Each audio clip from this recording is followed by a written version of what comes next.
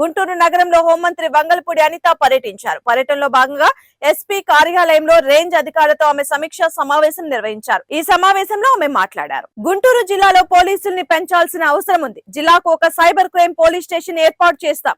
కొత్తగా 10 పోలీస్ స్టేషన్ల ఏర్పాటుకు ప్రతిపాదనలున్నాయి. కూటమి అధికారంలోకి వచ్చాక 30 పోక్సో కేసుల్లో నిందితులకు శిక్షలు పడ్డాయని హోంమంత్రి వంగల్పూడి అనిత అన్నారు. ఆల్ డిస్ట్రిక్ట్స్ లో నెల్లూరు, పల్నాడు, ప్రకాశం డిస్ట్రిక్ట్, బాపట్ల అండ్ గుంటూరు అన్ని జిల్లాల తాలూకా ఎస్పీస్ అదేవిధంగా డిఎస్పీస్ అందరినీ కూడా ఈరోజు ఒక రివ్యూ చేయడం జరిగింది. ఓవరాల్గా ఇప్పుడు జరుగుతున్న సిచ్యువేషన్స్ని బేస్ చేసుకొని ఈ క్రైమ్ విషయంలోని కానీ అదేవిధంగా పోక్సో కేసెస్లో కానీ ఉమెన్ రిలేటెడ్ కేసెస్ విషయంలోని కానీ అదేవిధంగా ప్రాపర్టీ అఫెండర్స్ విషయంలోని కానీ ఇవన్నీ కూడా ఎంతవరకు మనం సాల్వ్ చేసుకోగలిగాం, ఇంకా ఎంతవరకు సాల్వ్ చేసుకోవాలి, ఇంకొంచెం ఎఫెక్టివ్గా పోలీసింగ్ అనేది ఎలా జరగాలి అనే ఉద్దేశంతో ఈరోజు ఐజీ గారి ఆధ్వర్యంలో ఈరోజు ఒక రివ్యూ మీటింగ్ పెట్టుకోవడం జరిగింది. దానికి ఆల్ ఎస్పీస్, ఒక నెల్లూరు ఎస్పీ గారు మాత్రమే కొంచెం సిక్ అవ్వడం వల్ల రాలేకపోయారు. అందరూ ఆల్ ఎస్పీస్ వచ్చారు. ఈరోజు మనం చూసుకుంటే ఇక్కడ మనకి ఇదేంటంటే హార్ట్ ఆఫ్ ద సిటీ, మనకి స్టేట్ లాగా మనం ఫీల్ అవ్వాలి ఈ బెంచ్. ఎస్పెషల్లీ గుంటూరు, మనకి అమరావతి ఏరియా, అదేవిధంగా ఏపీ సెక్రటేరియట్, హైకోర్టు, రాబోయే కాలంలోని ఈ యాక్చువల్గా ఇక్కడ చాలా సిటీ మనకు డెవలప్ అవుతున్న ఇటువంటి సిచ్యువేషన్. పొలిటికల్ సైడ్ మనం చూసుకుంటే ఇక్కడే మనకి పార్టీ ఆఫీసెస్ ఇక్కడ ఉండటం, అదేవిధంగా జగన్మోహన్ రెడ్డి గారి ఇల్లు, అదేవిధంగా ఇక్కడ అన్ని చాలామంది ఎంపీస్, ఎమ్మెల్యేస్, ఎక్స్ఎమ్మెల్యేస్, ఎక్స్ఎంపీస్ అందరూ కూడా ఉండటం, ఒక ప్రోటోకాల్ ఇష్యూ డిప్యూటీ సీఎం గారు ఇక్కడే ఉండటం. అంటే ఇటువంటి సిచ్యువేషన్స్లో ఒక పొలిటికల్ సైడ్ మేనేజ్ చేసుకోవాలి, ఒక పక్క క్రైమ్ వైపును కూడా ఎటువంటి ఇబ్బందులు కలగకుండా కూడా చూసుకోవాలి. అట్ ద సేమ్ టైం ప్రజల రక్షణార్థం కూడా పోలీస్ పనిచేయాల్సిన అవసరం ఉంది. అట్ ద సేమ్ టైం ఇప్పుడు మన పల్నాడు దగ్గరకు వచ్చేసరికి ఎంతో కొంత ఫ్యాక్షన్ అన్నది ఈ మధ్యకాలంలోని తగ్గినప్పటికీ కూడా ఆ ఫ్యాక్షన్ మూలాలు అయితే కొన్ని చోట్ల మనకు కనిపిస్తున్నాయి. ఓవరాల్గా చూస్తే ఒక 40 విలేజెస్ని కూడా ఈరోజు మనం చూస్తే ఫ్యాక్షన్ విలేజెస్ కింద వాళ్ళు ఐడెంటిఫై చేసుకొని వాటికి తగ్గట్టుగా ఈరోజు పోలీసింగ్ అనేది వాళ్ళు చేస్తున్నారు. ఎస్పెషల్లీ అటువంటి గ్రామాల్లోనే ఎవరైనా బయట వ్యక్తులు వస్తున్నారా, వెళ్తున్నారా, ఎప్పుడు వస్తున్నారు, ఎప్పుడు వెళ్తున్నారు, అలాంటి వాటి మీద కూడా నిఘా ఏర్పాటు చేసుకునే పరిస్థితి కూడా వచ్చింది. అంటే అంత డీప్ లెవెల్లో ఈరోజు పోలీస్ వ్యవస్థ అనేది పనిచేయటమే కాదు, ఎక్కడ కూడా నేరాలు జరగకుండా చూసుకోవాల్సిన బాధ్యత కూడా మనం పెట్టుకున్నాం.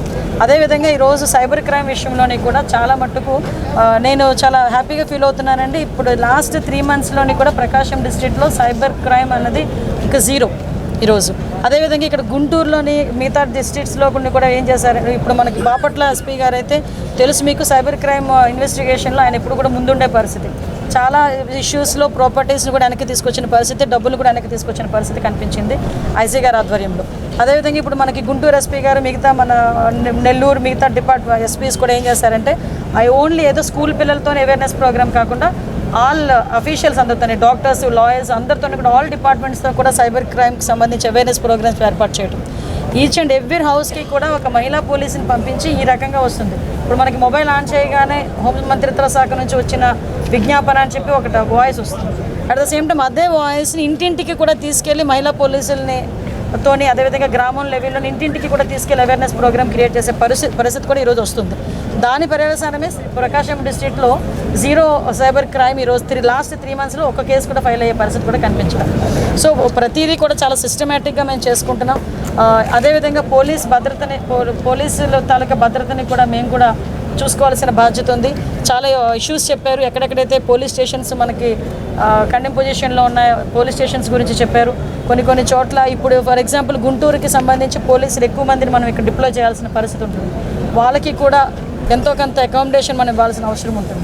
ఇవన్నిటిని బేస్ చేసుకొని ఓవరాల్గా డిపార్ట్మెంట్ వైజ్గా అన్ని ఇష్యూస్ని కూడా మేము ఇక్కడ డిస్కస్ చేయడం జరిగిందండి. ఫర్దర్గా లీగల్ అడ్వైజర్స్ కూడా మనం డిస్ట్రిక్ట్ లెవెల్లో ఒక్కొక్కరిని ఏర్పాటు చేసుకోవాలి. ఇప్పటికీ చాలా డిస్ట్రిక్ట్స్లో ఉన్నారు, లేని డిస్ట్రిక్ట్స్లో కూడా లీగల్ అడ్వైజర్స్ని పెడతాము. అదేవిధంగా లీగల్గా కూడా వాళ్ళు సపోర్ట్ తీసుకుంటున్నారు. మీకు బెస్ట్ ఏంటంటే ఈ 2000 మేము వచ్చిన తర్వాత ఈ 9 నెలల కాలంలో ఈ జోన్లో దగ్గర 464 పైగా కన్విక్షన్ పడిన పరిస్థితి కనిపిస్తూ ఉంది. ఒక్క పోక్సో కేసులోనే చూసుకుంటే దగ్గర 30కి పైగా కేసుల్లోనే పోక్సో కేసుల్లోనే ఈరోజు కన్విక్షన్ పడింది. ఈ పీరియడ్లో, ఈ 1 year పీరియడ్లో, 9 months పీరియడ్లో పడిన పరిస్థితి కూడా కనిపిస్తూ ఉంది. అంటే లీగల్గా కూడా చాలామంది ఇంతకుముందు పోక్సో కేసు అనేసరికి ఎప్పుడో అవుతుంది, కేసు అనేసరికి కోర్టులోకి వెళ్ళిందంటే కొన్ని సంవత్సరాలు పడుతుంది అనుకుంటున్నారు. కానీ కాదు, ఈరోజు 4 నెలల్లోనే, 5 నెలల్లోనే, 6 నెలల్లోని కూడా 25 సంవత్సరాలు, 30 సంవత్సరాల కన్విక్షన్ పడే పరిస్థితులు కూడా కనిపిస్తున్నాయి. దానికి కూడా లీగల్ టీం కూడా, ప్రాసిక్యూషన్ వాళ్ళు కూడా చాలా సపోర్ట్ చేస్తున్నారు. డిపార్ట్మెంట్ వాళ్ళు అదేవిధంగా ప్రాసిక్యూషన్ టీం వాళ్ళు కూడా కోఆర్డినేట్ చేసుకొని ఎంత తొందరగా ఛార్జ్ షీట్ ఓపెన్ చేయాలి, యాజ్ ఎల్ యాజ్ పాసిబుల్ అది మనకి ఫైల్ అయిన తర్వాత కోర్టులో కేసు ఫైల్ అయిన తర్వాత దాని కన్విక్షన్ పడేటట్టుగా ఎవిడెన్సెస్ ఎంత తొందరగా ప్రొడ్యూస్ చేయాలన్న దాని మీద ఈరోజు డిపార్ట్మెంట్ అంతా చాలా వర్కౌట్ చేస్తుంది.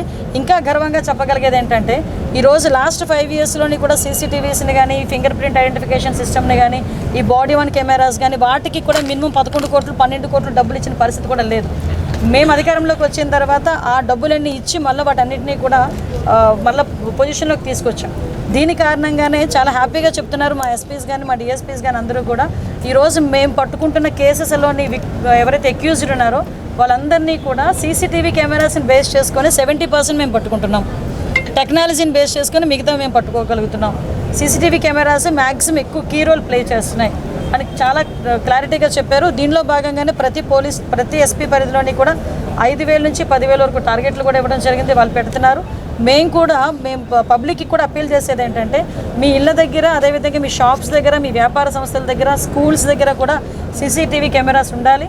సీసీటీవీ కెమెరాస్ ఫుటేజ్ కనుక ఏదైనా క్రైమ్ డిటెక్షన్లోని కానీ, ఇన్వెస్టిగేషన్లోని కానీ అడిగినప్పుడు పోలీస్ డిపార్ట్మెంట్ వాళ్ళకి సహకరిస్తేనే తొందరగా ఏదైతే ఇన్వెస్టిగేషన్ అనేది పూర్తయి అవతల వాళ్ళకి న్యాయం జరుగుతుంది. అదేవిధంగా డ్రోన్స్ మీరే తెలుసు, ఆ డ్రోన్స్ కూడా ఈరోజు పరిస్థితి ఏమవుతుందంటే ఇంతకుముందు ఏదో డ్రోన్ వస్తుంటే ఎందుకు వచ్చిందని చూసేవారు, ఇప్పుడు డ్రోన్ వస్తుందని పరిగెడుతున్నారు. అక్కడ ఓపెన్ డ్రింకింగ్ కానీ, ఓపెన్ గ్యాంబ్లింగ్ కానీ ఇలాంటివి ఏమీ చేయకుండా అదేవిధంగా ఎక్కడైనా ఎవరైనా ఇబ్బంది పెడుతున్నారన్న మొన్న కోటప్పకొండకి సంబంధించి ఉత్సవాలు జరిగినాయి.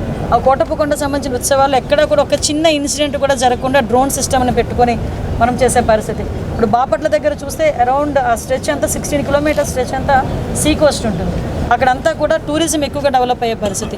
అక్కడ కూడా ఎస్పెషల్లీ సండే సాటర్డేస్లోని ఆ డ్రోన్స్ను కూడా పెట్టి ఎక్కడ కూడా అలర్ట్గా ఉండే పరిస్థితి కూడా కనిపిస్తుంది.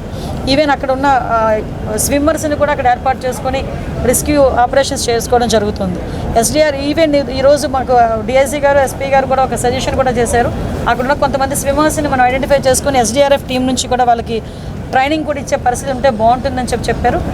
అది కూడా మేము పరిగణలోకి తీసుకొని రాబోయే కాలంలో ప్రజల భద్రత ధ్యేయంగా పనిచేసే పోలీస్ వ్యవస్థగా మా పోలీస్ వ్యవస్థ ఉంటుందని చెప్పడానికి కలుగుతుంది. మేడం, హోంమంత్రి పర్యటన రహస్యంగా ఉంచడం వెనక రీజన్ ఏముంది? రహస్యం ఏముంది?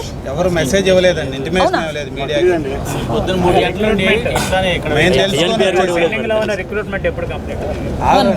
యాక్చువల్గా మీకు చెప్పాలమ్మా, నేను 2 days బ్యాక్ అనుకున్నా ఇది. ఇమీడియట్గా ఐజీ గారికి చెప్తే లేదు మేడం అంటే నేను సాటర్డే అని కొంచెం ఆలోచించా.